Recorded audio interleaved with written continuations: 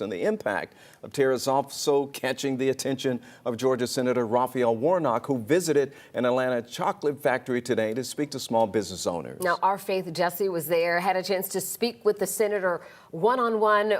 What are you getting from this conversation? Well, first of all, I'll say it was a chocolate factory, so it was a very tasty assignment. Thanks, guys, for letting me do this assignment. But I will say that the chocolate factory, Jocolado Chocolate Factory on the West End, is where the senator was. He met with those owners and he toured the facility to say that this was a part of his effort to get on the ground and see the tariff impact firsthand on the ground at these facilities. Now, the owners, Matt and Elaine, they tell us that their main ingredient, that cocoa, isn't grown here in the U.S.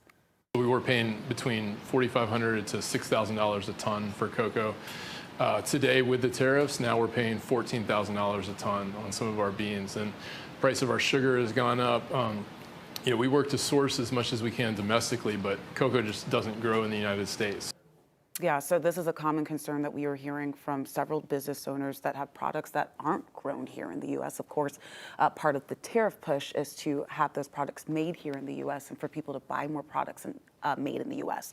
Part of the concern also is a blanket 10% tariff in effect right now on imports from nearly all countries. I asked Senator Warnock if he's calling for the removal of that 10% blanket tariff. Tariffs can work, so I'm not opposed to tariffs, in all cases, but we have not seen a coherent, thoughtful plan. The president is just running this program, out of his back pocket. It seems to be whatever he feels today. So you're okay with the 10% tariff?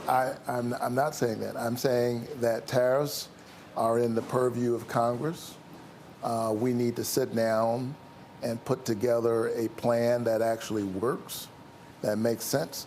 And the only way to do that is to talk to these small businesses. And I can tell you that as I'm talking to them, this is not working. Yeah, so as I said before, the Trump administration, they maintain that part of the reason that the tariffs were put in place was to bring business back to the states. We'll have much more of our interview with Senator Warnock this Sunday on the Georgia Vote. And don't forget, the Georgia Vote is airing on Sunday, every Sunday morning, right after Meet the Press. You can also stream the show for free on 11 Alive Plus.